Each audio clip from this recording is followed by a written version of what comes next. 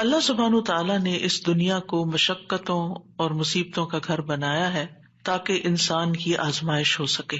اللہ تعالیٰ نے انسان کی تخلیق کی حقیقت بیان کرتے ہوئے فرمایا، لقد خلقنا الانسان فی کبد، بلا شبہ یقیناً ہم نے انسان کو بڑی مشقت میں پیدا کیا ہے، اور اس مشقت سے مراد وہ سختیاں اور مشقتیں ہیں جو انسان اس دنیا میں برداشت کرتا ہے، اور وہ مشقتیں بھی جو برزخ میں ہوں گی، قبر میں ہوں گی، اور وہ جو قیامت کے دن اس کو برداشت کرنا ہوں گی۔ یعنی انسان کی زندگی کا سفر مشقتوں کا سفر ہے، اور اس ریالٹی کو ایکسپٹ کر لینا چاہیے۔ ہاں، اگر کوئی اللہ تعالیٰ کی اطاعت اور فرما برداری میں یہ زندگی بسر کرتا ہے اور ان تکلیفوں پر ناراض نہیں ہوتا، ان آزمائشوں میں کامیاب ہو جاتا ہے، تو انشاءاللہ موت کے ساتھ ہی اس کی راحتوں بھری زندگی شروع ہو جائے گی اور آئندہ کے لیے اس کی مشقتیں ختم ہو جائیں گی۔ مشقتوں سے پاک، مصیبتوں اور تکلیفوں اور آزمائشوں سے پاک جگہ تو صرف جنت ہی ہے، اور دنیا جنت ہو نہیں سکتی، چاہے انسان اس کو جتنا بھی جنت بنانے کی کوشش میں لگا رہے۔ تو اس دنیا میں رہتے ہوئے اس حقیقت کو جان لینا چاہیے کہ یہاں امتحان ہوں گے، تکلیفیں ہوں گی، آزمائشیں ہوں گی، غم ہوں گے۔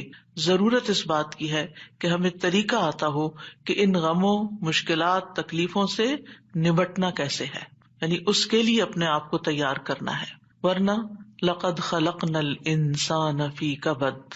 ابن عباس کہتے ہیں کبد سے مراد اس کا پیٹ میں حمل کی صورت میں رہنا، اس کا دودھ پینا، اس کا دودھ چھڑانا، دانتوں کا اگنا، اس کی زندگی کے بچپن کے مراحل اور اس کی گزران، اس کی موت، یہ سب کچھ بہت سخت اور شدید ہوتا ہے۔ یعنی حمل سے لے کے پیدائش کا مرحلہ اور پھر دودھ پینا اور چھڑانا اور دانتوں کا آنا، ٹیدنگ پیریڈ، سارے ہی مراحل کے اپنے مسائل ہوتے ہیں۔ ان سب میں انسان کو کسی نہ کسی تکلیف سے گزرنا پڑتا ہے۔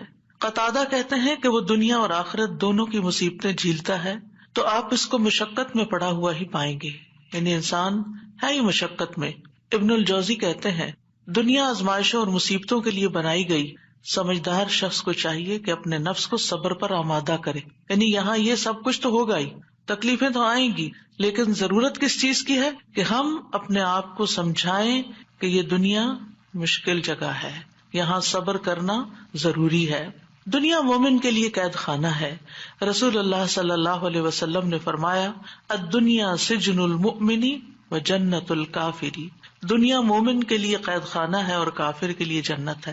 تو اس کا کیا مطلب ہے کہ کیا کافر کو کوئی مشقت نہیں ہوتی اس دنیا میں؟ ہوتی ہے، لیکن مراد اس سے یہ ہے کہ آخرت کی تکلیفوں کے مقابلے میں دنیا میں جو بھی اس کو ملا ہے وہ اس کے لیے جنت ہی ہے، کیونکہ اس کے لیے آخرت میں جنت نہیں ہے۔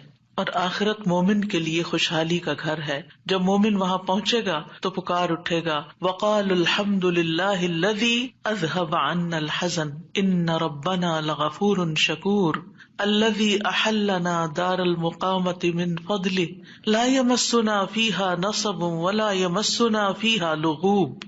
اور وہ کہیں گے کہ اس اللہ کا شکر ہے جس نے ہم سے غم کو دور کر دیا، یعنی جنت میں جا کر انسان واقعی غم سے دور ہو جائے گا۔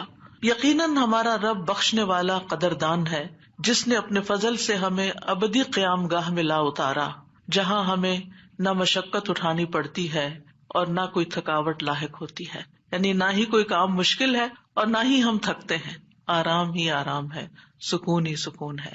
لیکن اس سکون کو پانے کے لیے اس دنیا میں تھکنا شرط ہے، اپنے آپ کو اللہ کی عبادت میں، بندوں کی خدمت میں تھکانا لازم ہے۔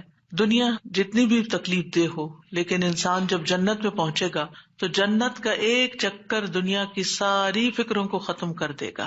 نبی صلی اللہ علیہ وسلم نے فرمایا قیامت کے دن اہل جنت میں سے اس آدمی کو پیش کیا جائے گا جسے دنیا میں لوگوں میں سے سب سے زیادہ تکلیفیں آئی ہوں گی، پھر اسے جنت میں صرف ایک غوطہ دے کر، یعنی ایک چکر لگوا کر پوچھا جائے گا، اے ابن آدم، کیا تو نے کبھی کوئی تکلیف بھی دیکھی؟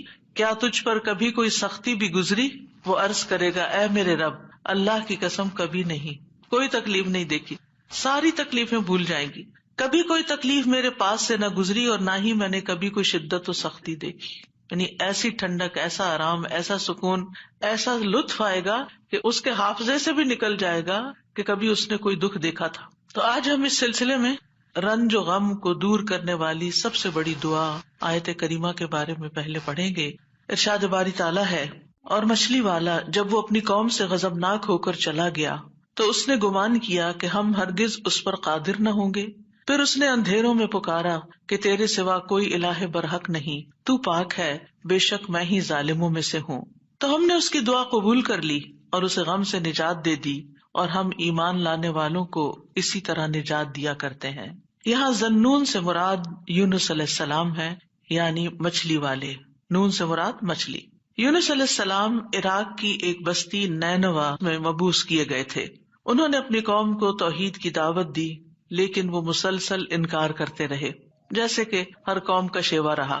تو آخر ان سے اکتا کر، تنگ آ کر، غصے کی حالت میں ان کے حق میں بد دعا کی اور عذاب کی دھمکی دے کر اللہ کی اجازت کے بغیر انہیں چھوڑ کر نکل پڑے، جس کی انہیں اجازت نہیں تھی. جبکہ منصب رسالت کا تقاضا کیا تھا کہ ان کے کفر اور سرکشی کے باوجود انہی میں رہیں، اور جب تک اللہ تعالیٰ کا حکم نہ آ جائے، جب تک ان کی مدت مہلت پوری نہ ہو جائے، انہیں ہرگز نہ چھوڑا جائے. جیسا کہ نوح علیہ السلام نے 950 سال اسی کشمکش میں، اسی کام میں، اسی محنت میں گزار دیے، اور پھر اس وقت ان کے حق میں بد دعا کی جب ان سے کسی خیر کی توقع نہ رہی. اور جب اللہ تعالیٰ نے انہیں بتا دیا کہ اب اس کے بعد تمہاری قوم میں سے کوئی بھی ایمان نہیں لائے گا، تو اب جب انہیں پتہ چل گیا کہ کوئی بھی ایمان نہیں لائے گا، تو پھر انہیں اجازت دی گئی کہ وہ ان کے ختم ہونے کی دعا کر لیں، اور انہیں پھر ختم کر دیا گیا. یونس علیہ السلام گھبرا گئے اور اپنی بستی کو چھوڑ گئے، اور بستی سے نکل کر کچھ لوگوں کے ساتھ ایک کشتی میں سوار ہو گئے. جو ہی وہ کشتی آگے بڑھی سمندر میں، تو کشتی ڈگمگانے لگی کیونکہ اوور لوڈڈ تھی. اب ساری کشتی کے ڈوبنے کا خطرہ تھا، تو انہوں نے قرعہ اندازی کی کہ ایک آدمی کو کشتی سے نکال دیں تاکہ کشتی کا بوجھ ہلکا ہو جائے اور یہ اپنی منزل تک پہنچ جائے. قرعے میں یونس علیہ السلام کا نام نکلا، لیکن انہوں نے کشتی سے نکلنے سے انکار کر دیا. لہٰذا دوبارہ قرعہ اندازی کی گئی کہ ہو سکتا اب کسی اور کا نام نکل آئے، لیکن پھر آپ ہی کا نام نکلا، اور پھر آپ نہیں نکلنا چاہتے تھے کشتی سے. پھر تیسری بار قرعہ اندازی کی گئی تو پھر آپ ہی کا نام نکلا. اللہ سبحانہ وتعالیٰ فرماتے ہیں فَسَاهَمَ فَكَانَ مِنَ الْمُدْحَضِينَ، پھر وہ قرعہ میں شریک ہوا تو ہارنے والوں میں سے ہو گیا. اب تو کوئی گنجائش ہی نہیں رہی تھی کہ اس کے بعد کچھ قرعہ اندازی کی جائے، اب تو انہی کی باری تھی. قرعہ ان کے نام نکلا. یہ دیکھ کر یونس علیہ السلام کھڑے ہو گئے اور انہوں نے دریا میں چھلانگ لگا دی. جو ہی انہوں نے چھلانگ لگائی، ایک بہت بڑی مچھلی نے آ کر ان کو نگل لیا. آپ اس وقت مچھلی کے پیٹ میں جاتے ہی مسلسل تسبیح کرنے لگے. مچھلی ان کو لے کر سمندر کی گہرائیوں میں چلی گئی، اور اب یہاں پر مچھلی کے پیٹ کا اندھیرا اور سمندر کی گہرائیوں کا اندھیرا اور پھر اس کے بعد رات کا اندھیرا. تو ایسے میں یونس علیہ السلام نے جس دعا سے مدد لی وہ یہی دعا تھی جو ان آیات میں بیان ہوئی ہے، لا الہ الا انت سبحانک انی کنت من الظالمین. تو بہرحال اللہ سبحانہ تعالیٰ نے ان کی دعا سن لی، انہیں غم سے نجات دی، اور مچھلی نے آپ کو ساحل پر اگل دیا، ایسے ساحل پر جہاں نہ کوئی انسان تھا، نہ کوئی پرندہ، نہ کوئی درخت اور نہ کوئی سایہ. پھر اللہ کے اذن سے انہیں یعنی کدو کی بیل کا سایہ بھی فراہم کیا گیا اور اس کے ساتھ ساتھ کھانے کو بھی دیا گیا. اور ان کی جب تکلیف دور ہوئی اور وہ چلنے کے قابل ہوئے، کیونکہ ظاہر ہے کہ مچھلی کے اسٹمک میں ایسڈ ہوتا ہے، اور وہ ایسڈ نے ان کی اسکن کو اور ان کے پوری ہوش و حواس، ان کی آنکھیں، ان کی ہر چیز کو کتنا متاثر کیا ہوگا. تو جب ان کے ہوش و حواس بحال ہوئے اور چلنے کی کچھ طاقت ہوئی تو دوبارہ اسی بستی کی طرف بھیجے گئے. اب آپ دیکھیے کہ بستی والے دیکھ کر حیران ہو گئے ہوں گے کہ یہ شخص جو ہمیں چھوڑ کر چلا گیا تھا یہ کیسے واپس آ گیا، اور ہو سکتا ہے کہ ان کے جانے کے بعد انہوں نے تلاش بھی کیا اور وہ کہیں ملے بھی نہ ہوں. اور پھر آپ دیکھیے کہ کس طرح بستی والوں کو یہ ریئلائز ہوا کہ انہوں نے غلط کیا ہے اپنے پیغمبر کے ساتھ، تو وہ ایمان لائے. بہرحال پھر ایک مدت تک یہ بستی جو ہے ایمان لا کر دنیا میں جیتی رہی. دوسری طرف یونس علیہ السلام کو اللہ سبحانہ وتعالیٰ نے غم سے نجات دی، اور اس طرح ان کی نجات کے بعد ان کو اللہ تعالیٰ نے چن لیا.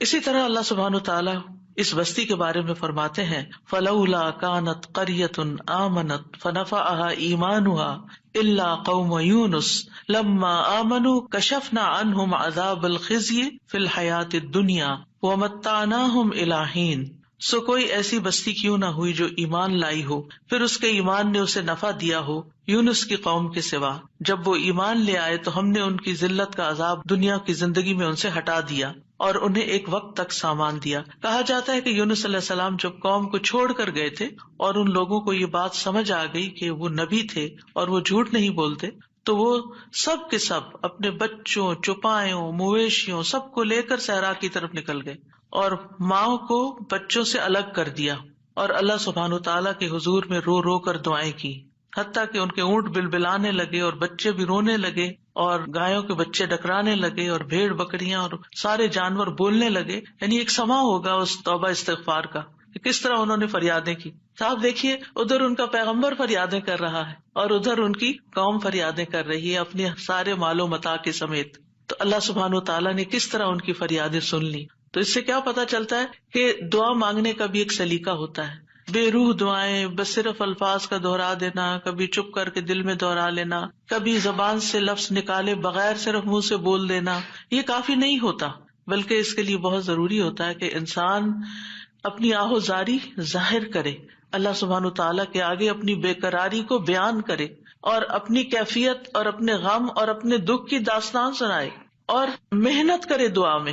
ہم دعا میں محنت نہیں کرتے، ہم ایک آدھ دفعہ بس کر لیتے ہیں، کبھی تھوڑا بہت آنسو بھی آ گئے، تھوڑا بہت رو پڑے اور بات ختم ہو گئی اور پھر کہا ہم نے تو بڑی دعا کر لی، ہماری تو سنی نہیں جاتی۔ یونس علیہ السلام نے یہ آیت کریمہ کیسے پڑھا تھا اور ہماری قوم میں کیسے رواج ہے آیت کریمہ پڑھنے کا؟ یعنی باتیں بھی چل رہی ہوتی ہیں اور گٹنیاں پھینکی جا رہی ہوتی ہیں اور 1.25 لاکھ پورا کرنا ہوتا ہے اور کوئی صحیح پڑھ بھی رہا ہوتا ہے اور کوئی اس کے پروننسیشن بھی نہیں جانتا اور کچھ سے کچھ اس کو پڑھ رہا ہوتا ہے، اور پھر یہ کہ توقع رکھتے ہیں کہ اب ہم نے 1.25 لاکھ پڑھ کے دے دیا ہے تو ہماری مشکل ضرور آسان ہو جائے، حالانکہ بات 1.25 لاکھ کی نہیں۔ اور قرائن سے کہیں یہ پتہ نہیں چلتا کہ یونس علیہ السلام نے 1.25 لاکھ پورا کیا تھا اور جب وہ اس سے نکلے تھے، ہو سکتا ہے انہوں نے چند ہی بار پکارا، لیکن پوری تکلیف میں جب کراہتے ہوئے روتے ہوئے پکارا تو اللہ سبحانہ تعالیٰ نے اس دعا کو سن لیا۔ تو ہم سب کو بھی چاہیے کہ اپنی دعاؤں کے اندر رقت پیدا کریں، خشوع پیدا کریں، عاجزی سے دعا مانگیں، رو کے دعا مانگیں۔ جو بھی مشکلات اٹکی ہوئی ہیں، جو بھی مسائل ہمارے ارد گرد ہم پہ چھائے ہوئے ہیں، جن چیزوں کی طرف سے بھی ہم پریشان ہیں، جو بھی غم، ہم، حزن اور مستقبل کے فکر اور پریشانیاں، جو چیزیں بھی ہماری زندگی میں عام ہو رہی ہیں، ان سب کو دور کرنے کے لیے ہم اللہ کو پکاریں اور خوب پکاریں۔ تو اللہ سبحانہ تعالیٰ نے یہاں ان کا نام نہیں لیا ان آیات میں، بلکہ ذنون کہا، مچھلی والا، کیونکہ نون مچھلی کو کہتے ہیں اور مچھلی نے انہیں نگل لیا تھا۔ وَذَنُّونِ إِذْ ذَهَبَ مُغَاضِبًا، یعنی غصے میں گئے تھے، ناراض ہو کے گئے تھے قوم سے۔ فَظَنَّ أَن لَّن نَّقْدِرَ عَلَيْهِ، انہوں نے یہ ہرگز نہیں سمجھا کہ اللہ تعالیٰ ان پر قابو نہ پا سکے گا، یعنی اس کا مطلب ہے کہ انہوں نے سمجھا کہ شاید ان کی پکڑ نہیں ہوگی، یعنی انہیں کچھ کہا نہیں جائے گا۔ قدرہ کا مطلب ہوتا ہے کسی پہ کوئی چیز تنگ کر دینا، جس سے رزق کی تنگی کے لیے بھی یہ لفظ قرآن میں استعمال ہوتا ہے۔ مطلب یہ ہے کہ یونس علیہ السلام جب اپنی قوم کو چھوڑ کر نکل رہے تھے تو انہوں نے یہ سمجھا تھا کہ اس پر وہ حق بجانب ہیں اور ان کی پکڑ نہیں ہوگی، یعنی ہم انہیں کچھ نہیں کہیں گے، لیکن پکڑ ہو گئی کیونکہ اللہ تعالیٰ کا حکم نہیں آیا تھا۔ اچھا، بعض اوقات ہم بھی کچھ اپنی زندگی میں ایسے کام شروع کر دیتے ہیں یا ایسے ڈیسیژن لے لیتے ہیں اور ساتھ ہی اس خوش فہمی میں مبتلا ہو جاتے ہیں، یہ تو معمولی سی بات ہے، اس پہ اللہ تعالیٰ کیا پکڑے گا، اس پہ نہیں پکڑ ہوتی۔ لیکن کبھی بھی جان بوجھ کے نافرمانی نہیں کرنی چاہیے اور انسان کو حد الوسع کوشش کرنی چاہیے کہ اللہ تعالیٰ کی ناراضگی کے کاموں سے بچے، اور کسی بھی گناہ کو ہلکا نہیں سمجھنا چاہیے، چھوٹا نہیں سمجھنا چاہیے کہ اس پہ نہیں پکڑ ہوتی، لیکن پکڑ ہو گئی۔ فنادى في الظلمات ألا إله إلا أنت سبحانك إني كنت من الظالمين۔ اب دیکھیے ہم سے بھی جب کوئی غلطی ہوتی ہے نا، کوئی بات منہ سے غلط نکل جائے، کوئی ہمارا رویہ کسی کے ساتھ غلط ہو جائے، معاملہ کسی کے ساتھ سخت ہو جائے، ہم کسی کے ساتھ تلخ ہو جائیں، تو اس کے بعد ہمارے دل میں ریگریٹ ضرور آتی ہے، ہمیں احساس ہوتا ہے، اور حدیث میں آتا ہے کہ فرشتہ 6 گھڑیاں قلم اٹھائے رکھتا ہے۔ اگر اس میں، اب گھڑیوں سے مراد کتنی ڈیوریشن ہے یہ نہیں مجھے معلوم، لیکن مطلب یہ ہے کہ کچھ دیر اس کو دی جاتی ہے کہ کیا یہ اپنی غلطی مانتا ہے۔ اور کچھ اللہ کے بندے ایسے ہوتے ہیں کہ جو ہی ان سے غلطی ہوتی ہے اور ان کے دل میں پنچ ہوتی ہے، ان کو شرمندگی ہوتی ہے، وہ فوراً استغفار شروع کر دیتے ہیں اور اپنی غلطی کو مان جاتے ہیں اور کہتے ہیں کہ یہ کیا کیا میں نے، مجھے ایسا نہیں کرنا چاہیے تھا۔ اور پھر کیا ہوتا ہے، اللہ تعالیٰ اپنی رحمت سے معاف کر دیتا ہے ایسے بندوں کو. تو یونس علیہ السلام سے بھی جو ہو گئی کمی، اس کے بعد انہیں احساس ہو گیا کہ ایسے ہی ان کا نام کرے میں نہیں نکلا. اسی طرح ہم پر جب کوئی مشکل آتی ہے تو بعض اوقات انسان سوچتا ہے کہ یہ مشکل ایک دفعہ آئی ہے پھر آ گئی ہے، یہ کیا ہو رہا ہے میرے ساتھ، یہ کیوں آ رہی ہے، ضرور میں نے کوئی ایسی غلطی کی ہے. پھر انسان استغفار شروع کر دیتا ہے اور آیت کریمہ کا ورد شروع کر دیتا ہے کہ کوئی مصیبت اللہ کے اذن کے بغیر نہیں آتی. یہ اگر مشکل آئی ہے، مصیبت آئی ہے، تو ضرور اس کے پیچھے کوئی وجہ ہے. تو آپ دعا کر سکتے ہیں کہ یا اللہ مجھے میری غلطی دکھا دے، مجھے میرا جو بھی گناہ ہے مجھے اس کی یاد آ جائے، مجھے اس کی سمجھ آ جائے، میں اس کو چھوڑ دوں، تو اس کو معاف کر دے. تو استغفار کی کثرت جو ہوتی ہے وہ انسان کو مشکلات سے نجات دیتی ہے. فنادیٰ فی الظلمات، تو انہوں نے اندھیروں میں پکارا. کون سے اندھیرے؟ رات کا اندھیرا، سمندر کا اندھیرا، مچھلی کے پیٹ کا اندھیرا اور غموں کا اندھیرا کہ میں کہاں پھنس گیا ہوں، وہاں سے نکلنے کا کوئی راستہ ہی نہیں. آپ دیکھیے کہ اگر کوئی ڈور بند ہوتا ہے تو انسان ڈور بجاتا ہے، کوئی آ کے کھول دیتا ہے، دروازہ توڑ دیتا ہے، انسان کچھ نہ کچھ حل نکل آتا ہے. گھر کے اندر اگر انسان کہیں ٹریپ ہو گیا، ٹریفک میں ٹریپ ہو گیا، کہیں اور ٹریپ ہو گیا، کوئی نہ کوئی آ کے آگے بڑھ کے کوئی مدد کر سکتا. لیکن مچھلی کے پیٹ کے اندر ٹریپ ہو جانا، نو وے آؤٹ. اور آپ کو پتا مچھلی کا پیٹ ہوتا بڑا ہے، جیسے ویل مچھلی ہے نا، تو اس کا جو ماؤتھ ہوتا ہے وہ بہت بڑا نہیں ہوتا. کرل کھاتی ہے نا، کرل بہت چھوٹی چھوٹی چیز ہوتی ہے، اور کئی ٹن کرل کھا جاتی ہے، لیکن یہ ہے کہ چھوٹی چیز اندر لے جا سکتی. اب یہ تو اللہ کے اذن سے اس کا منہ کھل گیا ہوگا اور وہ اندر چلے گئے، اور یہ بھی نہیں ہمیں پتا کہ وہ ویل تھی یا کوئی اور، کیونکہ سمندر کی اکثر مخلوق تو ہمارے علم میں ہی نہیں ہے، یہ تو انسانوں کے اندازے ہیں. تو بہرحال ان کے دل پہ جو غم تھا اور جو تکلیف تھی اس میں انہوں نے پکارا اور سب سے پہلے توحید کا اقرار کیا، لا الہ الا انت، کہ اس وقت مجھے پکا یقین ہے اور مجھے اس پر پورا اعتماد ہے کہ اس مشکل سے صرف تو نکال سکتا ہے، کوئی بھی نہیں. میری فریاد سننے والا کوئی نہیں، میری مدد کرنے والا کوئی نہیں، میرے کام آنے والا کوئی نہیں. تو آپ دیکھیے مشکلات کے حل کے لیے سب سے پہلی چیز توحید کا اقرار کرنا چاہیے. افسوس یہ کہ ہمارے ہی لوگ توحید کے اقرار کی بجائے مشکلات میں غیر اللہ کو پکارنے لگتے ہیں، یا علی مدد، یا فلاں مدد، قبر والوں کو پکارنے لگتے ہیں. کس قدر افسوس کی بات ہے. یونس علیہ السلام اپنے رب کو پکار رہے ہیں اور کہہ رہے ہیں کہ تیرے سوا کوئی الہ نہیں، لا الہ الا انت. اور انسان کی ناسمجھی دیکھیے کہ وہ مشکل وقت میں غیر اللہ کو پکارے، اس کی مشکل کہاں سے آسان ہو سکتی ہے. اور پھر اس کے بعد الا انت سبحانک، تو پاک ہے، یعنی اللہ تعالیٰ کی ذات کو ہر نقص، ہر عیب، ہر آفت سے منزہ اور پاک قرار دیا. ہمارے ہاں کیا ہوتا ہے، جب کوئی تکلیف آتی ہے یا ہم لوگوں کو بلیم کرتے ہیں، ان کی وجہ سے ہوا یہ، فلاں نے نظر لگا دی ہے، یا پھر ہم اللہ تعالیٰ کو الزام دینے لگتے کہ اٹس ناٹ فیئر، میرے ساتھ اچھا نہیں ہوا. تو اب آپ دیکھیے جس بندے کی ڈائریکشن ہی صحیح نہیں، اس کی مشکلات کہاں سے حل ہوں گی. اگر آپ اپنے قصور کا ذمہ دار دوسرے کو ٹھہرا رہے ہیں، الزام تراشی کر رہے ہیں، دوسرے کی عیب جوئی کر رہے ہیں، دوسرے کی شکایتیں کیے چلے جا رہے ہیں. کیونکہ عام طور پر ہوتا کیا، جب انسان کو کوئی پرابلم آتی ہے، میاں بیوی مثلاً کوئی لڑائی ہوئی، تو اگر آپ عورت کا کیس سنیں تو سارا الزام میاں کو دے گی، میاں کا کیس سنیں تو سارا الزام بیوی کو دے گا. تو ایک دوسرے کو الزام دینے سے مسائل کبھی حل نہیں ہوتے.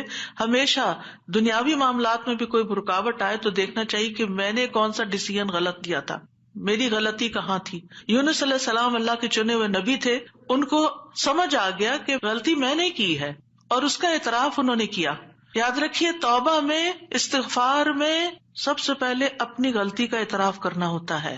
اگر آپ بلیم گیم کھیلتے رہے، ایک دوسرے کے اوپر الزام تراشی کرتے رہے، ایک دوسرے پہ بال پھینکتے رہے، تو مسئلہ کبھی بھی حل نہیں ہو سکتا. مسئلے کو جاننا، مسئلے کو پہچاننا، مسئلے کا حل کرنا بہت ضروری ہوتا ہے. یہ ایسے ہی ہے کہ جیسے کوئی شخص بیمار ہو جائے اور ڈاکٹر اس کی اصل بیماری کو ڈائگنوز کرنے کی بجائے سب خرابی پیٹ میں ہے اور وہ ٹریٹ کر رہا ہے لوکلی کسی جگہ کو، کہاں سے علاج ہوگا؟ اگر اصل کاز پتا چل جائے اور اس کاز کو ہٹا دیا جائے. مثلا آپ دیکھیں الرجی کے کیسز میں کیا ہوتا ہے، آپ جتنی چاہیں دوائیاں لگا لیں، جب تک آپ اس چیز کو اوائڈ نہیں کریں گے جس سے آپ الرجک ہیں، آپ کی بیماری دور ہو نہیں سکتی. اسی طرح اگر انسان کسی مصیبت میں پھنس گیا ہے اور اس کو ڈائگنوز نہیں کر پا رہا اور کرنا نہیں چاہتا، اور خاص طور پر جو چیز اس کے کنٹرول میں ہے اس کو ریموو نہیں کر رہا، تو مسئلہ حل نہیں ہو سکتا. تو اللہ سبحانہ تعالیٰ کے ہاں بھی دعا اور فریاد کا سلیقہ یہی ہے کہ انسان اپنے آپ کو قصوروار ٹھہرائے جہاں وہ قصوروار ہے، اور اگر قصوروار نہیں ہے، پکا یقین ہے سراسر آپ پہ ظلم ہوا ہے، پھر اللہ کی رحمت کو پکارے، یا حی یا قیوم برحمتک استغیث، ورنہ اپنی غلطیاں، اور کون انسان یہ کہہ سکتا ہے کہ وہ پاک باز ہے، اس سے کوئی غلطی نہیں ہوتی، قصور اس کا نہیں، کچھ نہ کچھ، ٹھیک ہے ایک کا 10% اور ایک کا 90% قصور، لیکن کہیں نہ کہیں 10% تو ہوتا ہے نا، اس 10% کی ہی غلطی کی معافی مانگ لیں۔ تو اعتراف جو ہے، گناہوں کا اعتراف، وہ انسان کو دنیا کی مشکلات سے بھی اور آخرت کی مشکلات سے اور گناہوں سے نجات دلاتا ہے۔ اب جو ہی انہوں نے یہ بات کی، یعنی 3 چیزیں ہیں اس میں، ایک توحید کا اقرار ہے، ایک اللہ کی تسبیح ہے، اور ایک اپنی غلطی کا اقرار ہے۔ 2 چیزیں اللہ تعالیٰ کے حق میں اور ایک اپنے حق میں۔ نتیجہ کیا ہوا؟ فاستجبنا لہ، ہم نے دعا قبول کر لی، ایسے طریقے سے اس نے پکارا کہ دعا قبول ہو گئی۔ ونجیناہ من الغم، ہم نے اس کو غم سے نجات دے دی۔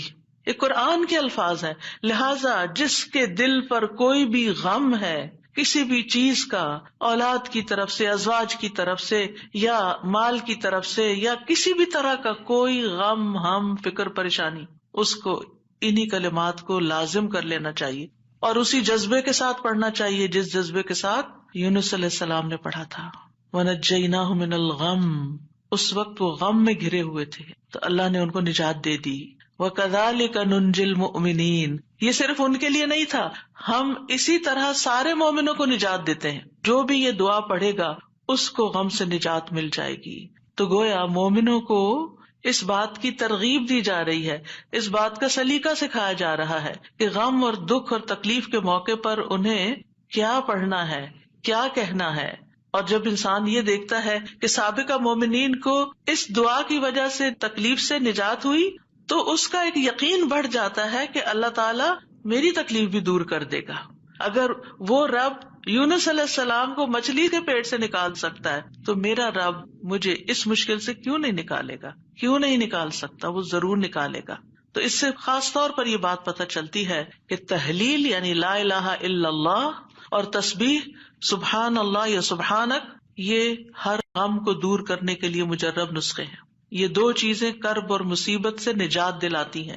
تو جو شخص بھی اللہ کی کتاب پر ایمان رکھتا ہے، قرآن مجید کو اللہ کا کلام سمجھتا ہے، اللہ کے وعدے پر بھروسہ کرتا ہے، اللہ کی اس بات کو سچا سمجھتا ہے، تو پھر وہ اسی طریقے پر اس دعا کے ساتھ اپنے رب کو پکارے تو اللہ تعالیٰ اس کی دعا قبول کرے گا اور اس کو غم سے نجات دے گا۔ اس دعا کی فضیلت کے بارے میں احادیث بھی آتی ہیں۔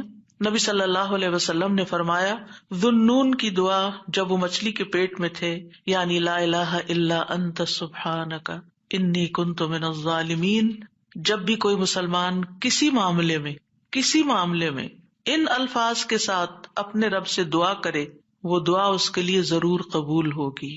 اللہ سبحانہ تعالیٰ کے بعد نبی صلی اللہ علیہ وسلم نے بھی اس بات کو کنفرم کیا ہے کہ یہ دعا مسائل کا حل ہے۔ بہت لمبے چوڑے وظیفے پڑھنے کی بھی ضرورت نہیں، لیکن پڑھے تو کوالٹی کے ساتھ، درد کے ساتھ، تڑپ کے ساتھ، تکرار کے ساتھ، اصرار کے ساتھ، افتقار کے ساتھ، اپنی محتاجی ظاہر کرتے ہوئے، اپنی غلطی کا اعتراف کرتے ہوئے۔ اسی طرح سلسلہ صحیحہ کی حدیث ہے، رسول اللہ صلی اللہ علیہ وسلم نے فرمایا، کیا میں تمہیں ایسی چیز نہ بتا دوں کہ جب تم میں سے کسی آدمی کو رنج و الم اور دنیا کی آزمائشوں میں سے کوئی آزمائش آئے تو وہ اس دعا کو پڑھے تو اس کی تکلیف دور ہو جائے گی۔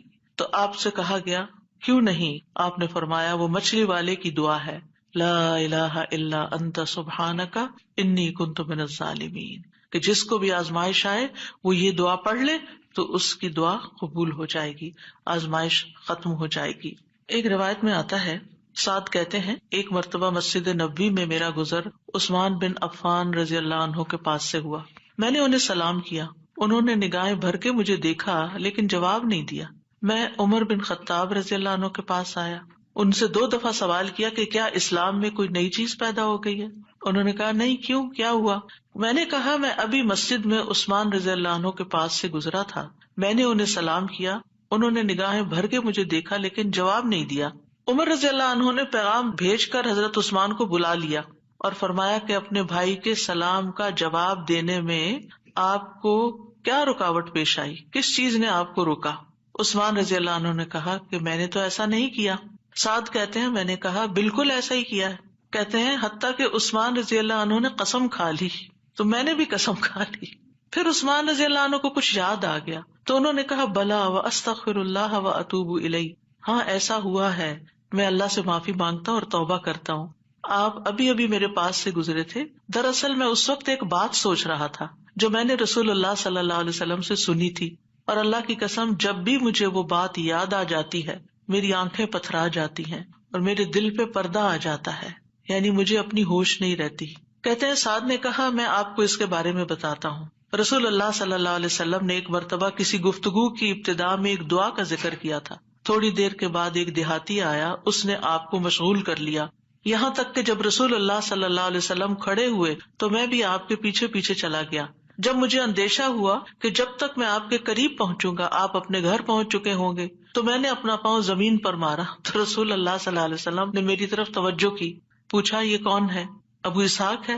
کہتے ہیں میں نے عرض کیا جی یا رسول اللہ صلی اللہ علیہ وسلم. آپ نے فرمایا کیا بات ہے؟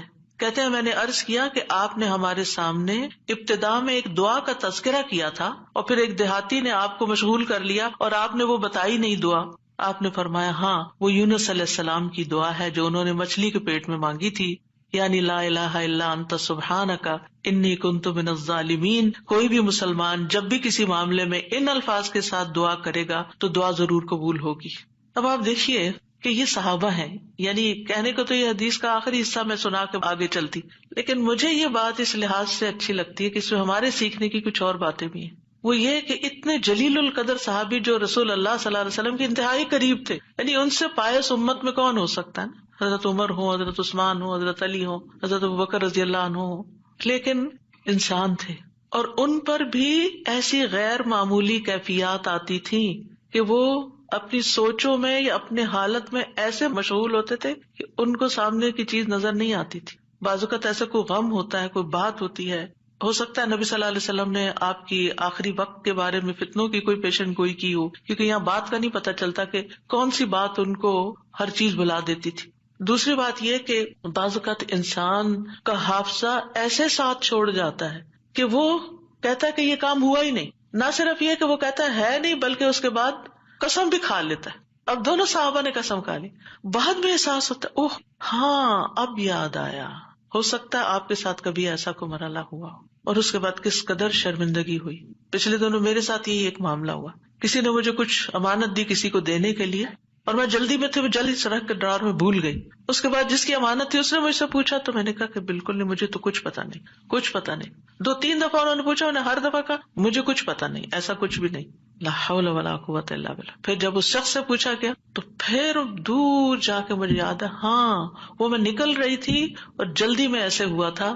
اور میں سوچوں کہ یا اللہ ایسی پھر تکلیف ہوتی ہے نا اندر کہ اتنی دفعہ میں نے غلط بیانی کی، حافظے کی کمزوری یا اس انسیڈنٹ کو بالکل بھول جانے کی وجہ سے. خاص طور پر اگر میں کلاس کے لیے نکل رہی ہوں اور مجھے کوئی کچھ بات کہے تو مجھے سمجھ نہیں آتی یہ کیا کہہ رہا ہے. یعنی آپ کی زندگی میں بھی کوئی ایسے اوقات ہوتے ہیں نا جب آپ کسی ضروری کام یا ضروری سوچ میں تو بچے آ کے کچھ کہتے ہیں وہ فلاں آیا ہے، فلاں کا فون ہے، اور آپ ایسے سنی انسنی کر دیتے ہیں جیسے آپ کو علم ہی نہ ہو. ہم سب انسان ہیں، ہم کمزور ہیں، ہم سے ایسی غلطیاں ہوتی ہیں، ہمیں ایسی غلطیوں کا احساس ہوتے ہی معافی مانگ لینی چاہیے. اور یہ جو ہم استغفار کرتے تو وہ کہتے کون سا گناہ کیے، کوئی گناہ تو ہے نہیں، کس بات کا استغفار، بے شمار گناہ ہیں ہمارے. اور ہم نے اپنا اعمال نامہ کوئی نہیں دیکھا اب تک کہ جس سے ہمیں یہ پتا چلے کہ وہ مٹ چکے ہیں کہ نہیں مٹ چکے، اور ہمیں اسٹل ابھی اور بھی معافی مانگنے کی ضرورت ہے. تو جب تک ہماری جان میں جان ہے ہم سے کچھ نہ کچھ غلطیاں، کمیاں، کوتاہیاں ہوتی رہیں گی، جانے انجانے.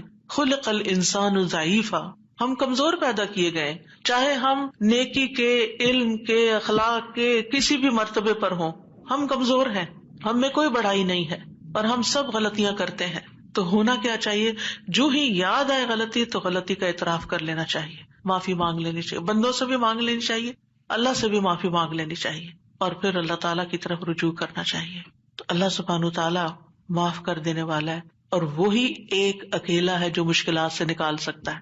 یہ پکا یقین ہونا چاہیے، اور جتنا زیادہ یہ یقین ہوگا نا اتنا ہی زیادہ ہم اللہ کی طرف رجوع کریں گے، اتنا ہی زیادہ محبت کے ساتھ پھر اللہ ہی کو پکاریں گے کہ دروازہ یہی جس کو کٹکھٹانا ہے ہمیں. پھر سے ہی مسئلہ حل ہونا ہے اور کوئی رستہ نہیں ہے. جتنی توحید خالص ہوگی اتنی ہی دعا مؤثر ہوگی. اور یہ دعا جو ہے اس کو دعا الکرب بھی کہا جاتا ہے، تکلیف دور کرنے والی دعا. ہمارے ہاں اس کو آیت کریمہ کہا جاتا ہے، ورنہ ہر آیت کریمہ ہے. کریمہ کا مطلب معزز. اور اس کی کوئی گنتی مقرر نہیں ہے، لیکن اگر آپ تکرار سے پڑھیں، 100 دفعہ پڑھ لیں، 20 دفعہ پڑھ لیں، 50 دفعہ پڑھ لیں، ضرور پڑھ لیں، کو وہ منع بھی نہیں ہے. لیکن ایک مخصوص تعداد میں پڑھنے سے ہی مشکل کا حل ہونا، یہ یقین رکھنا یہ غلط ہے، ایسا نہیں ہونا چاہیے. تو اس دعا میں پھر دوہرا دیتی ہوں، کیونکہ اصل سبق یہ ہے جو آپ کو سیکھنا ہے. اور دعا تو آپ کو سب کو آتی، پہلے سے بھی پتا ہے، اور یہ حدیثیں بھی سنی ہوئی ہیں. جس چیز کو پلے باندھنا، جس چیز کو پکڑ کے رکھنا ہے، وہ کیا چیز ہے کہ جس سے یہ دعا اتنی افیکٹو ہے. تو اس میں 4 چیزیں ہیں. ایک ہے توحید، دوسرے ہے اللہ کو ہر عیب اور نقص سے پاک قرار دینا، تیسرے اپنے عبودیت کا اقرار کہ میں بندہ ہوں، غلطیوں والا ہوں، اور چوتھے اپنی غلطی اور کوتاہی کو مان جانا، اپنی غلطی کا اعتراف کرنا. جس بندے کے اندر یہ 4 چیزیں ہوں گی، جس دعا میں یہ 4 چیزیں آ جائیں گی، انشاءاللہ وہاں مسائل حل ہو جائیں گے. اور پھر آپ دیکھیے کہ انسان کا نفس جو ہے نا، ایک دم ذرا سی بھی کوئی اس کو چیز ملے، کچھ حاصل ہو تو ایک سرکشی کا شکار ہو جاتا ہے، تکبر اور غرور میں آ جاتا ہے. تو اپنے آپ کو تکبر اور غرور سے نجات دینا ہے. کیونکہ کچھ لوگوں کا خیال ہوتا ہے کہ I am very important and I can do every thing, اور میں سب کچھ کر سکتا ہوں، اور سیلف ریلائنس ہوں، میں سیلف میڈ ہوں، اور پتہ نہیں کیا کیا اپنے بارے میں جھوٹی توقعات، اور اپنے آپ کو بڑھا چڑھا کے پیش کرنا، اور اپنے آپ کو بڑی چیز سمجھنا. یہ چیزیں اللہ تعالیٰ کو پسند نہیں. لیکن افسوس یہ کہ یہاں کے کلچر کی وجہ سے یہ چیزیں ہمارے بچوں کے اندر اتنی انسٹل ہو گئی ہیں کہ وہ ایک ایروگنس کے لیول تک بعض اوقات اخلاق پہنچ جاتا ہے، جو کہ انتہائی خطرناک ہے. تو بچوں کی تربیت میں یہ ایلیمنٹ یاد رکھیں کہ ان کو کانفیڈینس دیں کہ یو کین ڈو، آپ ٹرائی کرو، آپ کر سکتے ہو، اللہ نے آپ کو یہ اور یہ اور یہ دیا، نعمتوں کو یاد کرائیں، لیکن اس کی ایک لکیر کھینچے، اس سے آگے نہیں جائیں. You are not everything, کرنے والا اللہ ہے. انسان صرف اسباب اختیار کرتا ہے، لیکن ساری طاقت لا حول ولا قوت الا باللہ. اور پھر یہ کہ اللہ تعالیٰ کی جو خالق کی عظمت ہے اور اس کی جو اہمیت ہے ہماری زندگی میں، اس کا اظہار اور اقرار کرنا، اور اس کو پاک قرار دینا، اور اس سے ظلم کی نفی کرنا کہ آپ ظالم نہیں، میں ظالم ہوں، انی کنت من الظالمین، اور غلطیاں میری ہیں، یہ بہت ضروری ہے. جہاں تک غم اور پریشانی کا تعلق ہے زندگی میں، تو یاد رکھیے کہ غمگین رہنا ایمان کی علامت نہیں. ٹھیک ہے، یعنی ہر وقت غمگین نہیں رہنا چاہیے. غم ایمان کے مراتب میں سے نہیں. ابن قیم رحمہ اللہ کہتے ہیں، جان لیں غم راستے کی رکاوٹوں میں سے ہے. یعنی اللہ کی طرف جانے والا جو راستہ ہے، سالک کہتے ہیں نا جانے والے کو، آپ نے سنا ہوگا لفظ سالک. تو اللہ کی طرف جانے والا جو راستہ ہے، غم اس راستے کی رکاوٹ ہے. غم آپ کی ہمت، طاقت، صلاحیت کو کم کرتا ہے، آپ کی عبادت میں رکاوٹ ڈالتا ہے. آپ نماز شروع کر لیتے ہیں، آپ کو پتہ ہی نہیں ہوتا کہ کیا پڑھ رہے ہیں. آپ دعا مانگنے لگتے ہیں، آپ کا دل اڑا ہوا ہوتا ہے، آپ کو سمجھ نہیں آتی آپ کیا بول رہے ہیں. تو غم سے ہمیشہ پناہ مانگے کہ ہم پر غم نہ آئے. وہ کہتے ہیں یہ ایمان کے مراتب اور مقامات میں سے نہیں، اور نہ ہی اللہ کے راستے پر چلنے والوں کی منازل میں سے ہے. یہی وجہ ہے کہ اللہ نے کسی ایک جگہ پر بھی غم کرنے کا حکم نہیں دیا. صبر کا حکم دیا، شکر کا حکم دیا، توکل کا دیا، لیکن غم کرنے کا حکم نہیں دیا کہ غم کرو، غمگین رہو. اور نہ ہی غم کی کہیں تعریف فرمائی ہے، بلکہ غم سے منع کیا ہے. غم مصیبتوں میں سے ایک مصیبت ہے، اور ہمیں دعا کرتے رہنا چاہیے کہ اللہ تعالیٰ اس مصیبت کو ہم سے دور ہی رکھے.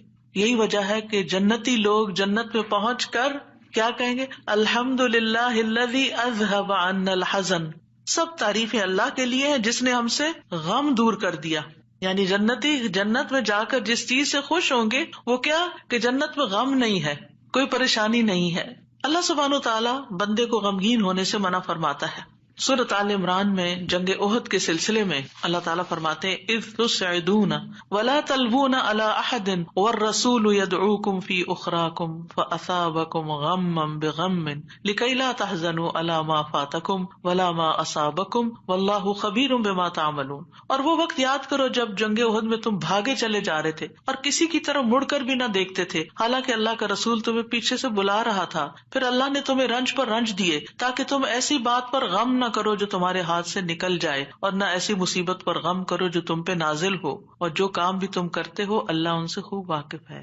یعنی یہ ٹریننگ ہو رہی تھی. یعنی ایک کے بعد ایک صدمہ کیوں آیا؟ تاکہ غم زندگی سے نکل ہی جائے. پھر فرمایا وَلَا تَهِنُوا وَلَا تَحْزَنُوا وَأَنْتُمُ الْأَعْلَوْنَ إِن كُنتُم مُؤْمِنِينَ. اتنی تکلیف اٹھا کے سب سے بڑی تکلیف مسلمانوں کے لیے کیا تھی کہ نبی صلی اللہ علیہ وسلم کا دانت مبارک شہید ہو گیا تھا اور آپ کو چوٹ لگی تھی اور آپ گر پڑے تھے. تو یہ بہت بڑا صدمہ تھا. 70 لوگ شہید ہو چکے تھے, گھر گھر میں آفت آ گئی تھی. لیکن اتنے بڑے صدمے کے بعد بھی اللہ تعالیٰ کا حکم کیا ہے؟ وَلَا تَهِنُوا وَلَا تَحْزَنُوا. غمگین مت رہو, غم نہیں کرو. غم کا موقع ہے, غم کی بات ہے, لیکن فرمایا نہیں, غم نہیں کرنا, کیونکہ غم انسان کو کھوکھلا کر جاتا ہے, غم انسان کو کمزور کر جاتا ہے. تمہیں تو آئندہ ابھی اور مقابلے کرنے ہیں, اور اگر تم غم منانے بیٹھ گئے تو ہمت جرت سب کچھ چلا جائے گا, بزدل ہو جاؤ گے. غم ایک مصیبت نہیں, غم مصیبتوں کی لائن لے کے آتا ہے, ایک کے بعد ایک مصیبت اس کے ساتھ چلی آتی ہے. اس لیے غمگین نہیں ہونا. موسیٰ علیہ السلام کی والدہ نے جب موسیٰ علیہ السلام کو چھوڑنا تھا دریا میں, تو اللہ تعالیٰ نے ان کی طرف الہام کیا کہ بچے کو دودھ پلاتی رہو ابھی, پھر جب تجھے اس کے قتل کا خوف ہو تو اسے دریا میں ڈال دینا. اور کیا کرنا؟ وَلَا تَخَافِي وَلَا تَحْزَنِي. نہ خوف کرنا نہ غم کرنا. اللہ اکبر. کوئی بھی ماں جس کا بچہ چھوٹا ہو وہ تو کسی دوسرے کے ہاتھ میں بھی بچے کو دیتے ہوئے خوف اور غم کا شکار ہوتی ہے. خوف کیا ہوتا ہے؟ پتہ نہیں گرا ہی نہ دے بچے کو. اور غم کیا ہوتا ہے کہ جدائی ہو گئی ہے بچے سے, پتہ نہیں یہ کیا سکھا دیں اس کو, پتہ نہیں یہ کیسے پیش آئے اس سے. تو ماں اگر اپنا بچہ کسی اور کو دیتی ہے تو غمگین ہوتی, کہاں یہ کہ باسکٹ میں ڈال کے دریا میں ڈال دو, اور ساتھ اللہ کا حکم خوف اور غم کرنا ہی نہیں. اب بتائیں کیا کرے, کیسے دل کو تھامے. یہی اصول سیکھ لیں زندگی کے لیے. جہاں کہیں غم پاس آئے, کہیں رونا آئے, کہیں دکھی ہوں, اللہ تعالیٰ کا یہ فرمان یاد کر لیں. اور ہے بھی عورت کے لیے, وَلَا تَخَافِي وَلَا تَحْزَنِي. اپنے آپ کو خود یاد کرائیں, وَلَا تَخَافِي وَلَا تَحْزَنِي کہتے رہے, وَلَا تَخَافِي وَلَا تَحْزَنِي. نہ خوف کرو نہ غم کرو, اللہ ہے نا, اللہ مشکل آسان کر دے گا. جس چیز پر بھی تکلیف غم ہوتا ہے اللہ تعالیٰ دن بدلیں گے, یہ سارے حالات بدل جائیں گے. آپ اگر اپنے ماضی کو دیکھیں, کتنے ہی واقعات ایسے ہوئے جن پہ آپ بے حد غمگین ہوئے, پھر ابھی کیوں نہیں ہو رہے ہو؟ تو گزر گیا نا. تو اگر اس وقت بھی تھوڑا کنٹرول کر لیتے تو اچھا ہی تھا. کیونکہ یہ جو اسٹریس ہوتا ہے نا, اور یہ غم اور خوف کا مجموعہ اسٹریس پھر بن جاتا ہے. اور یہ جو اسٹریس ہوتا ہے نا, یہ انسان کو بیمار کر دیتا ہے, فزیکلی بھی کمزور کرتا ہے, اور ایمانی اعتبار سے بھی کمزور کرتا ہے, روحانی اعتبار سے کمزور کرتا ہے. انسان کا دل کمزور ہو جاتا ہے, چھوٹی سی بات سنتا ہے تو اس کے حواس باختہ ہو جاتے ہیں, کسی بھی چیز کا مقابلہ نہیں کر پاتا. تو اللہ سبحانہ وتعالیٰ نے ان کو کہا غم نہ کرو, بے شک ہم اسے تیرے پاس واپس لانے والے ہیں, واپس ہمارے ہی پاس آئے گا. اور آپ اپنا بچہ کسی کو بھی دیتے ہیں تو واپس آپ ہی کے پاس آتا ہے, اور اسے رسولوں میں سے بنانے والے, اللہ یہ کہ اللہ اپنے پاس بلا لے, پھر تو ہم سے زیادہ اللہ کا ہے نا. انا للہ و انا الیہ راجعون. نبی صلی اللہ علیہ وسلم نے غار ثور میں کیا کیا تھا؟ اذ ہما فی الغار اذ یقول لصاحبہ لا تحزن. غم نہیں کرنا, ان اللہ معنا. یعنی کس طرح بے یار و مددگار انسان ایک ایسی جگہ پر ہو جہاں ساری قوم دشمن بنی ہوئی ہو, اور پھر بھی غم نہ کرے, سارے ساتھ چھوڑ دے, الٹا مخالفت کرے, جان کے دشمن بن, پھر بھی غم نہیں کرو, غم نہیں کرو. اور حضرت ابوبکر تو نبی صلی اللہ علیہ وسلم کے لیے غمگین ہو رہے تھے نا. ابن قیم کہتے ہیں 4 چیزیں جسم کو برباد کر دیتی ہیں: پریشانی, غم, بھوک اور بیداری. پریشانی اور غم پختہ عزم کو کمزور کر دیتے ہیں اور دل میں کمزوری پیدا کر دیتے ہیں, اور بندے اور اس کے کاموں میں محنت کرنے کے درمیان رکاوٹ بن جاتے ہیں جو کام اس کے لیے مفید ہوتے ہیں. یعنی آپ پروڈکٹیو نہیں رہتے, اور یہ سفر کا راستہ کاٹ دیتے ہیں. یعنی جو اللہ کی طرف جانے کا راستہ ہوتا ہے نا, اسے کاٹ دیتے ہیں اور اس کو پسپائی کی طرف الٹا کر دیتے ہیں, یا رکاوٹ بن کر اس کو سفر سے روک دیتے ہیں. یعنی وہ اللہ کی طرف جانا ہی بند کر دیتا ہے. یعنی ایک شخص اچھا بھلا کچھ سیکھ رہا ہوتا ہے, کلاسز جوائن کی بھی ہوتی ہے, کوئی کام کر رہا ہوتا ہے, یا کسی بات سے غمگین ہو جاتا ہے, جانا ہی چھوڑ دیتا. ابھی کیوں نہیں آ رہے؟ بس ڈپریشن کا شکار ہے, کہیں جانے کو دل نہیں کرتا. آپ اچھا بھلا ایک کام کر رہے تھے, آپ بیکار ہو کے بیٹھ گئے, کیا یہ نقصان نہیں ہے؟ اور اس غم کی حالت میں انسان کی عقل ایسے ماری جاتی کہ اس کو اپنا نقصان بھی نہیں سمجھ آتا کہ میں اپنا ہی نقصان کر رہا ہوں, اپنے آپ کو کھا رہا ہوں. غم کیا ہے؟ خود کو کھانا. تو خود کو کھانے سے تو مسئلہ حل نہیں ہوگا, مسئلہ تو جہاں ہے وہی ہے, وہ تو اللہ نے دور کرنا ہے. اس سارے کیفیت کو, اس احساس کو, اس شدت کو دعاؤں میں لگا دیں, دعاؤں میں کنورٹ کر دیں. امام ابن قیم کہتے ہیں یا اس کے علم سے رکاوٹ بن جاتے, علم کے لیے رکاوٹ بن جاتا ہے غم. تو یہ چیزیں سفر پر جانے والے کی پشت پہ بہت بھاری بوجھ ہے. پریشانی, غم، بھوک اور بیداری، یعنی جو صحیح نیند نہیں لیتا رات کی، جو صحیح فوڈ نہیں لیتا یعنی اپنی ضرورت کی غذا نہیں لیتا، اور جو غم اور پریشانی کا شکار رہتا ہے، وہ شخص کسی کام کا نہیں رہتا، بیکار، نکما۔ اور آپ دیکھیں جب انسان بیکار ہوتا ہے نا، جو کوئی کام کا نہیں ہوتا، کسی کی خدمت اور مدد میں نہیں ہوتا، وہ تنہا ہو جاتا ہے، اس کی کوئی قدر و قیمت نہیں رہتی، کوئی اس کو لک فارورڈ نہیں کرتا، کوئی اس سے محبت نہیں کرتا۔ بیکار انسان اپنی قدر گنوا دیتا ہے۔ وہ کہتے ہیں پنجابی کا محاورہ ہے، چم نہیں کم پیارا۔ چم کا مطلب ہوتا ہے چمڑا، اسکن، یعنی اگر آپ کی اسکن بڑی گلو کر رہی ہے تو وہ کسی کو اچھی نہیں لگے گی، آپ جتنا چاہے میک اپ لگا کے خوبصورت بن کے آ جائیں، لیکن اگر آپ کام کے بندے ہیں نا، کسی کے آپ کام کرتے ہیں، آپ پروڈکٹیو ہیں، آپ کسی کے مددگار ہیں، تو ہر کوئی آپ سے پیار کرے گا۔ یہ ایک اصول، ایک فطرت کی بات ہے، چاہے اپنے بچے ہی کیوں نہ ہو، اگر وہ بیکار رہنے کے عادی ہو گئے ہیں تو آپ دن رات ان پہ غصہ کرتے ہیں کہ تم سست ہو، تم بیکار ہو، تم کسی کام کے نہیں ہو۔ اور اس کو بیکار کس چیز نے کیا؟ فکر، پریشانی، غم، دکھ، تکلیف، ان چیزوں نے۔ تو ان کا علاج کرنا ہوگا۔ ابراہیم بن ادہم کہتے ہیں غم دو طرح کے ہوتے ہیں، ایک غم تمہارے حق میں ہے اور ایک غم تمہارے خلاف ہے، بس وہ غم جو تمہارے حق میں ہے وہ آخرت کے بارے میں غم کرنا ہے۔ سارے غموں کو ایک میں ڈھال لے، اور وہ ہے آخرت کا غم کہ وہاں میرا کیا ہوگا، کیا میں جنت میں جا سکوں گی یا نہیں۔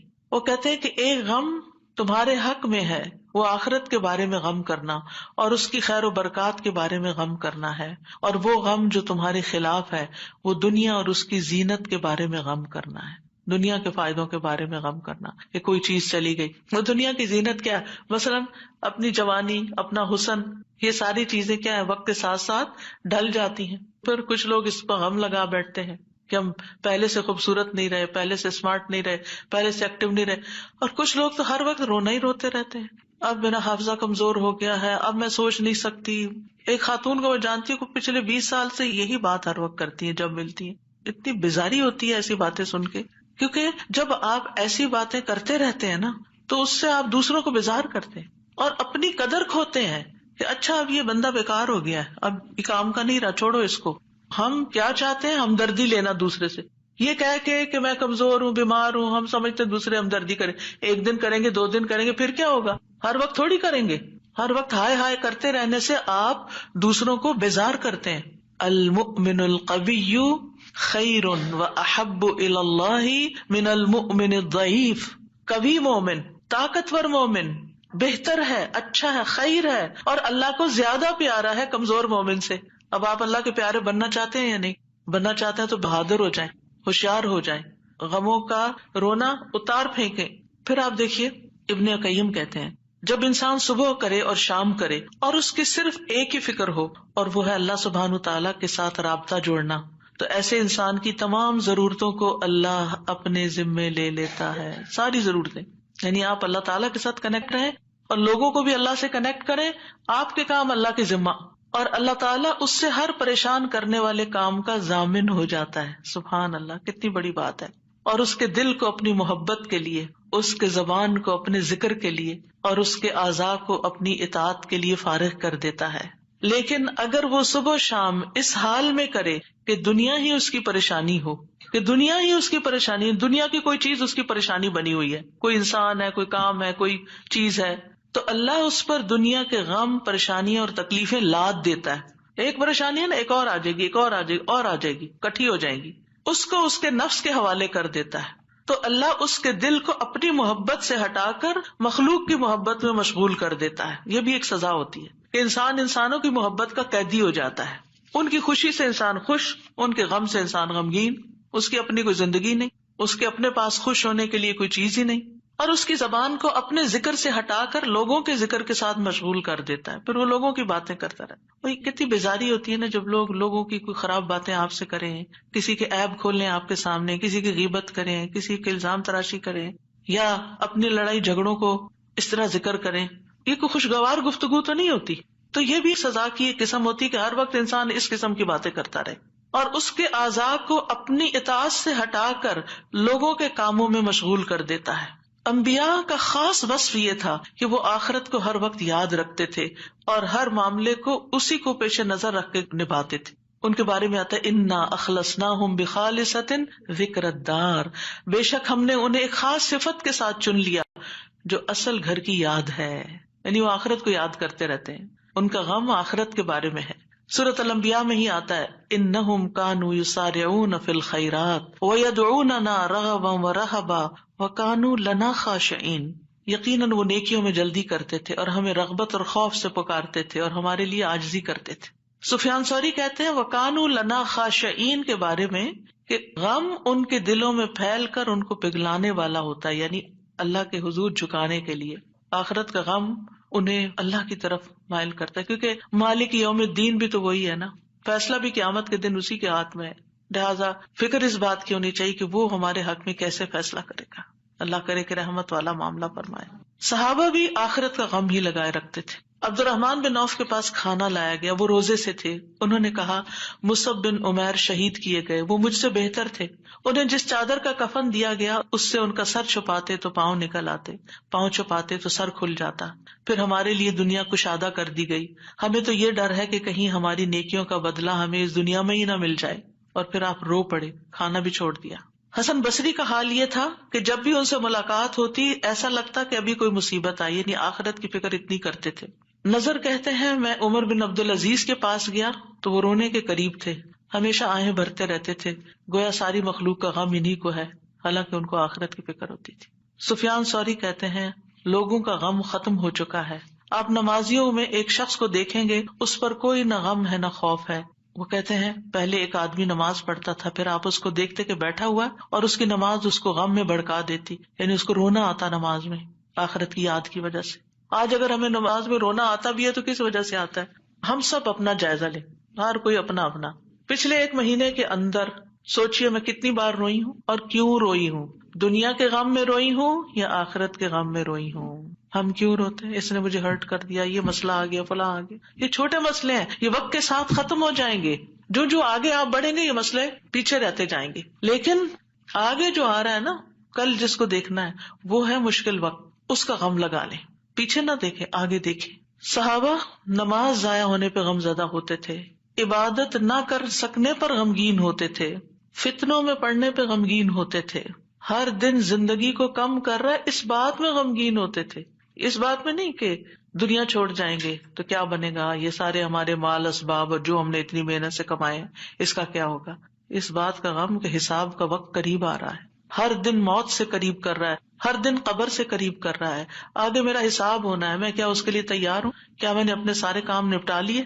تو بات یہ ہے کہ رنج و غم زندگی کا حصہ ہے، لیکن دنیا کا غم نیچے آ جانا چاہیے اور آخرت کا غم اوپر آ جانا چاہیے، یہ ہم نے کرنا ہے۔ اور دنیا کے غموں سے بچنے کے لیے سب سے پہلے توحید کا یقین، اللہ کی طرف رغبت، تقدیر پر یقین کہ جو تکلیفیں آ رہی ہیں نا یہ تقدیر کا حصہ ہیں، ان کو ایکسپٹ کر لیا جائے، اب ایسا ہونا تھا ہو گیا نا، اب جو نئی زندگی ہے اس میں ایڈجسٹ کیا جائے، اللہ سے اچھا گمان رکھا جائے، پھر ہم و غم ملنے پر اجر پر نظر رکھی جائے، جب کوئی تکلیف پیش آئے کسی بھی قسم کی، کوئی رکاوٹ، تکلیف، دکھ، پریشانی، تو اس پر جو اجر ملتا ہے انسان کو اس کو اپنے سامنے رکھے انسان۔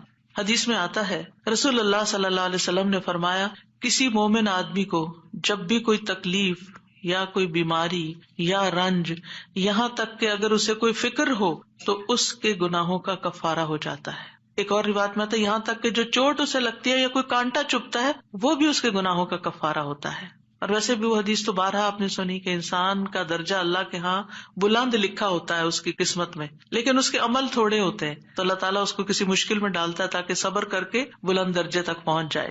پھر انسان دنیا کے معاملے میں اگر غم ہے تو اپنے سے زیادہ غم والوں کو دیکھ لے، ان کی پریشانیوں کو دیکھے، انبیاء کی آزمائشوں اور تکلیفوں کے بارے میں پڑھے، جانے کہ ان پہ کیسے کیسے غم آئے، پھر اپنے آپ کو اللہ کے سپرد کرے، اپنا معاملہ اللہ کے حوالے کرے، اور جو کام اللہ نے کرنے کو دیے نا ان کی پلاننگ کرے اور وہ کرے، اپنے دل کا حال اللہ کے سامنے رکھے، انما اشکو بثی وحزنی الی اللہ، کثرت سے اللہ کا ذکر کرے کیونکہ اللہ کے ذکر میں دلوں کو اطمینان ہوتا ہے۔ الا بذکر اللہ تطمئن القلوب، تسبیحات کی کثرت کر دے۔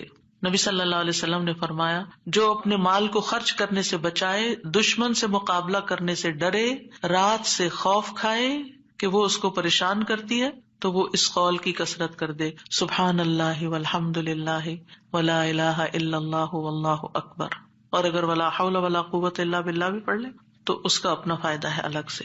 پھر یہ کہ اپنے فرائض اور اپنی ذمہ داریوں کو پورا کرے انسان. بہت دفعہ انسان کی بیکاری اس کو غمگین کرتی ہے، کرنے کا کوئی کام نہیں ہے، فارغ ہے، کوئی مقصد نہیں زندگی میں، کوئی منزل نہیں، کچھ اچیو کرنے کو نہیں، دن آتا ہے چلا جاتا ہے. تو یہ چیزیں بھی انسان کو پریشان رکھتی ہیں. جب آپ کی گول سیٹنگ ہوگی ہر روز کی، صبح سویرے اٹھتے ہی اور ارلی مارننگ کام شروع کر دیں گے تو پریشانیاں بھاگ جائیں گی. ان کو آپ کے پاس آنے کا وقت نہیں ملے گا کیونکہ آپ مصروف ہیں، آپ ان کو ٹائم نہیں دیں گے کیونکہ آپ کے پاس اور کام ہے. لیکن جب آپ فارغ ہوتے ہیں تو وہ آ جاتی ہیں آپ کا دل اڑانے. پھر نماز سے مدد حاصل کرنا، وَاسْتَعِینُوا بِالصَّبْرِ وَالصَّلَاةِ. انبیاء گھبراہٹ میں نماز کی طرف لپکتے تھے، اور جو نماز چھوڑ دیتا ہے اللہ کی مدد اس سے چھٹ جاتی. تو نماز کی پابندی، صدقہ کرنا، صدقات انسان کے غموں کو دور کرنے کا باعث ہے. اللہ تعالیٰ فرماتے ہیں الذین ينفقون اموالهم باللیل والنہار سرا وعلانیہ فلہم اجرہم عند ربہم ولا خوف علیہم ولا ہم یحزنون. جو لوگ دن رات کھلے چھپے اپنا مال خرچ کرتے ہیں انہیں اپنے رب سے اس کا اجر ضرور مل جائے گا. ایسے لوگوں کو نہ کچھ خوف ہوگا نہ وہ غمگین ہوں گے. پھر اسی طرح دین پر استقامت غم اور خوف کو دور کرتی ہے. دین کے کاموں میں جمے رہیں. ان الذین قالوا ربنا اللہ ثم استقاموا فلا خوف علیہم ولا هم یحزنون. یقیناً وہ لوگ جنہوں نے کہا کہ اللہ ہمارا رب ہے، پھر اس پر خوب قائم رہے، ان پر نہ کوئی خوف ہوگا نہ وہ غمگین ہوں گے. پھر حالات سے کمپرومائز کرنا، حالات سے راضی رہنا. جیسے ابراہیم علیہ السلام حضرت ہاجر کو جب چھوڑ گئے مکہ کی وادی میں تو وہ پریشان ہوئی کہ میں اکیلی، میرا بچہ اکیلا، ہم یہاں کیا کریں گے، نہ کھانا نہ پینا نہ کچھ. تو وہ دوڑتی ہوئی حضرت ابراہیم کے پیچھے آئیں. جب وہ واپس جا رہے تھے تو ان سے پوچھا اللہ ہمارا کب حاضر، اللہ نے آپ کو اس کا حکم دیا کہ ہمیں یہاں اکیلے چھوڑ دیں؟ تو ابراہیم علیہ السلام نے اس بات میں سر ہلایا. کہنے لگی پھر اللہ تعالیٰ ہمیں تنہا نہیں چھوڑے گا، اگر اللہ کا حکم ہے نا تو ٹیک کیئر کر لے گا. ایسے ہی بندہ مومن کہتا ہے اگر یہ اللہ کا فیصلہ ہے نا تو وہ میری ٹیک کیئر کر لے گا، مجھے فکر کرنے کی ضرورت نہیں ہے. زبان سے رب کی رضا کے کلمات ہمیشہ ادا کریں. کاش اور افسوس ہو گیا اس کے الفاظ نہیں استعمال کریں. یہ کہیں جو اللہ کی مرضی، جو تقدیر میں لکھا تھا وہ ہوا. اچھے کاموں میں مصروف ہوں، خدمت خلق میں مصروف ہوں. رسول اللہ صلی اللہ علیہ وسلم نے فرمایا وہ لوگ اللہ تعالیٰ کو زیادہ محبوب ہیں جو دوسروں کے لیے زیادہ فائدہ مند ہوں، اور اللہ عز و جل کے ہاں سب سے پسندیدہ اعمال یہ ہیں مسلمان کا اپنے بھائی کو خوش کر دینا. آپ خود غمگین بھی ہیں، دکھی بھی ہیں، دوسروں کو خوش کرنا شروع کر دیں، آپ بھی خوش ہو جائیں گے. کیونکہ خوشی کنٹیجیس ہوتی ہے، خوشی پھیلانے سے پھیلتی ہے. اس سے کوئی تکلیف دور کر دینا، یعنی اوروں کی تکلیف دور کرے اللہ آپ کی دور کر دے گا. اس کا قرضہ چکانا، اسے کھانا کھلانا، اور مجھے کسی بھائی کی ضرورت پوری کرنے کے لیے اس کے ساتھ چلنا اس مسجد نبوی میں 1 مہینہ اعتکاف کرنے سے زیادہ محبوب ہے. اور جس نے اپنے غصے کو روک لیا اللہ اس کی خامیوں پر پردہ ڈال دے گا، اور جو اپنے غصے کو نافذ کرنے کی سخت کے باوجود پی گیا اللہ اس کے دل کو قیامت کے دن امیدوں سے بھر دے گا. اور جو اپنے بھائی کے ساتھ اس کی ضرورت پوری کرنے کے لیے چلا اللہ تعالیٰ اس کو اس دن ثابت قدم رکھے گا جس دن قدم ڈگمگا جائیں گے. اور بد اخلاقی اعمال کو یوں تباہ کرتی ہے جیسے سرکہ شہد میں بگاڑ پیدا کر دیتا ہے. یعنی شہد میں اگر سرکہ ڈال دیں تو سرکے کا ٹیسٹ غالب آ جائے گا، شہد کا پیچھے چلا جائے گا. پھر اسی طرح اپنی فوڈ پر بھی نظر رکھیں. کھانا پینا بھی انسان کے اندر جو کیمیکل امبیلنسز ہوتے ہیں، ہارمونل چینجز اثر انداز ہوتا ہے.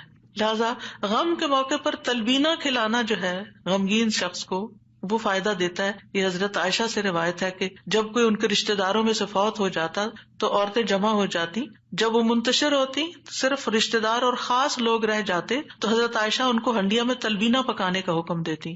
تلبینہ پکایا جاتا، سرید بنایا جاتا، اس پہ تلبینہ ڈالا جاتا. پھر حضرت عائشہ فرماتی اسے کھاؤ کیونکہ میں نے رسول اللہ صلی اللہ علیہ وسلم سے سنا ہے آپ فرماتے تھے تلبینہ مریض کے دل کو تسکین دیتا ہے اور غم بھی کچھ دور کر دیتا ہے. تو رائٹ فوڈ جو ہے وہ آپ کے اندر ایک طاقت لاتی ہے. لیکن عموماً کیا ہوتا ہے جب کوئی غمگین ہوتا ہے کھانا بھی نہیں چھوڑ دیتا. تو اس میں صحیح خوراک کسی کو دینا. اور آپ دیکھیں کہ سرید جو ہے وہ یعنی گوشت کے شوربے میں روٹی توڑ کے ڈالنا اور پھر اس کے اوپر تلبینہ، اتنی زبردست ڈش بنا کے کھانا اور کھلانا جو ہے یہ غموں اور دکھوں تکلیفوں کو، اس سے یہ پتہ چلتا ہے اگر کوئی اداس ہے پریشان ہے تو اس کو چلے تمہیں اچھا سا کھانا کھلاتے ہیں. تو یہ بھی ایک ریمیڈی ہے. اس کا ماحول چینج کرے، اس کو کہیں لے جائیں. لیکن یہ کبھی کبھی تو ہو سکتا ہے اور کسی وجہ سے ہو سکتا ہے. حضرت عائشہ تو جب کسی کا کوئی فوت ہو جاتا تھا اس کا نسخہ بتا رہی ہیں. لیکن اگر کسی نے روز کی عادت ہی بنا لی ہو، صبح سویرے اٹھے موڈ آف کر لیا، تو اب یہ تو نہیں ہو سکتا نا کہ ہر روز کوئی آپ کو تلبینہ پکا کے کھلائے. اور پھر آخری بات یہ کہ دعاؤں کی کثرت. آیت کریمہ کے علاوہ اللہ اللہ ربی لا اشرک بہ شیئا، نبی صلی اللہ علیہ وسلم اپنے گھر والوں کو جمع کر کے یہ دعا سکھاتے تھے اور فرماتے کہ جب تم میں سے کسی کو کوئی غم یا پریشانی پہنچے تو اسے چاہیے کہ وہ اللہ اللہ ربی لا اشرک بہ شیئا کہے. اللہ اللہ لفظ کی تکرار ہے. 2 دفعہ جب آپ اللہ اللہ کہتے ہیں آپ کا دل ہلکا ہوتا ہے. پھر رب کی صفت کا ذکر ہے، اس میں توحید کا اقرار ہے، اور خالص نیت سے یہ پڑھے تو غم اور تنگی دور ہوگی انشاءاللہ. پھر یا حی یا قیوم برحمتک استغیث، یہ پریشان کن معاملات میں مانگی جانے والی دعا ہے. اس میں اللہ تعالیٰ کا اسم اعظم ہے. اس میں اللہ تعالیٰ کی 2 صفات کے ساتھ 2 ناموں کے ساتھ وسیلہ پکڑا گیا ہے، الحی القیوم. اور بہترین وسیلہ جس کے ساتھ دعا کی جائے وہ اللہ کے نام ہے، اللہ تعالیٰ کی صفات ہے. پھر ایک اور دعا ہے اللہم رحمتک ارجو فلا تکلنی الی نفسی طرفۃ عین واصلح لی شأنی کلہ لا الہ الا انت.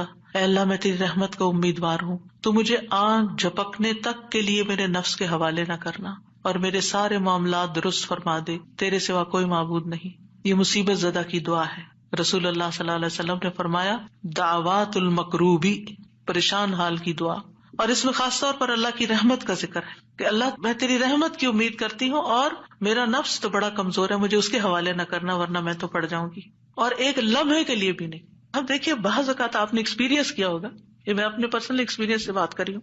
ایک لمحے کے لیے کوئی خیال آ جاتا ہے کسی بھی چیز کا، کوئی ایسی پریشان کن چیز، آپ کا سارا جو سکون ہے وہ برباد ہو کے رہ جاتا ہے. تو میں اس وقت سوچتی ہوں کہ یہ شیطان تھا جس نے وار کیا ہے تاکہ اس بندے کا جو اطمینان قلب اور سکون اور خشوع اور سب برباد ہو. یعنی وہ ایسے تیر چلاتا ہے جیسے. فوراً یہ دعا پڑھے. تو نبی صلی اللہ علیہ وسلم تکلیف آنے پر یہ دعا پڑھتے لا الہ الا اللہ العظیم الحلیم لا الہ الا اللہ رب العرش العظیم لا الہ الا اللہ رب السماوات ورب الارض ورب العرش الکریم. اس میں اللہ سبحانہ وتعالیٰ کے نام کے علاوہ العظیم اور الحلیم اور رب العرش العظیم اور رب العرش الکریم کی اور رب السماوات والارض کی بات کی گئی ہے. یعنی اللہ تعالیٰ کی صفات کو بیان کیا گیا ہے اور پھر توحید کا اقرار ہے. توحید کا اقرار غموں کو دور کرنے کا باعث ہے کہ میرے لیے اللہ کافی ہے، حسبی اللہ و نعم الوکیل، اللہ کافی ہے میرے لیے. پھر اللہم انی اعوذ بک من الہم والحزن والعجز والکسل والبخل والجبن وضلع الدین وغلبۃ الرجال. اے اللہ میں تیری پناہ میں آتا ہوں دکھ، غم، عاجزی، سستی، بخل، بزدلی، قرضداری کے بوجھ اور لوگوں کے اپنے اوپر غلبے سے. نبی صلی اللہ علیہ وسلم سفر میں کثرت سے یہ دعا پڑھتے کیونکہ سفر میں یہ ساری چیزیں آ جاتی ہیں نا اکٹھی ہو کے. اور پھر آپ دیکھیں کہ غم ماضی کا ہوتا ہے، فکر مستقبل کی ہوتی ہے، اور پھر بے بسی اور کمزوری اور کچھ کرنے کو دل نہ چاہنا اور کسی کی مدد نہ کرنا اور ہر چیز سے ڈرنا، بزدلی دکھانا اور لوگوں کا چڑھائی کر دینا آپ پر، یہ ساری چیزیں وبال ہیں. ان سے بچنے کے لیے دعا کرنی چاہیے. اور پھر اگر مستقل طور پر دل پریشان رہتا ہے تو اللہم انی عبدک وابن عبدک وابن امتک ناصیتی بیدک ماض فی حکمک عدل فی قضاؤک اسألک بکل اسم هو لک سمیت بہ نفسک او انزلتہ فی کتابک او علمتہ احدا من خلقک او استأثرت بہ فی علم الغیب عندک ان تجعل القرآن ربیع قلبی ونور بصری وجلاء حزنی وذہاب ہمی وغمی. اس کے لیے وعدہ ہے کہ جو یہ پڑھے گا اللہ سبحانہ وتعالیٰ اس کے غم کو خوشی میں بدل دے گا. یہ دعا ایک چھوٹے کارڈ کی شکل میں چھپی ہوئی ہے، اگر آپ کو یاد نہیں تو کسی بھی جگہ پر یہ کارڈ لے جا کر چپکا دیں اور جب دل پریشان ہو جا کے کھڑے ہو کے اس کو پڑھ لیں تاکہ آپ کو زبانی یاد ہو جائے. اسی طرح یہ چھوٹا کارڈ ہے جس میں یہ ساری دعائیں موجود ہیں، اپنے پرس کے اندر رکھیں، جب دل پریشان ہو تو ان کو آپ پڑھ سکتے ہیں. انگلش ٹرانسلیشن کے ساتھ بھی ہیں. پھر اسی طرح یہ لا تقنطوا من رحمت اللہ کا کارڈ ہے، لا الہ الا اللہ کا اور تسبیحات کی فضیلت کا عربی اور انگلش میں کارڈ ہے. یہ آپ کے پاس ہونے چاہیے تاکہ ایسی کیفیات میں فوراً آپ اللہ کی طرف رجوع کریں. دعائیں یاد نہیں رہتی تو دیکھ کے بھی پڑھ سکتے ہیں. اور اللہ سبحانہ تعالی ہم سب کے غم، دکھ، پریشانیوں کو دور فرمائے. اور درود شریف کی کثرت بھی غموں کو دور کرتی ہے. وآخر دعوانا ان الحمد للہ رب العالمین. سبحانک اللہم وبحمدک اشہد ان لا الہ الا انت استغفرک واتوب الیک. السلام علیکم ورحمۃ اللہ وبرکاتہ.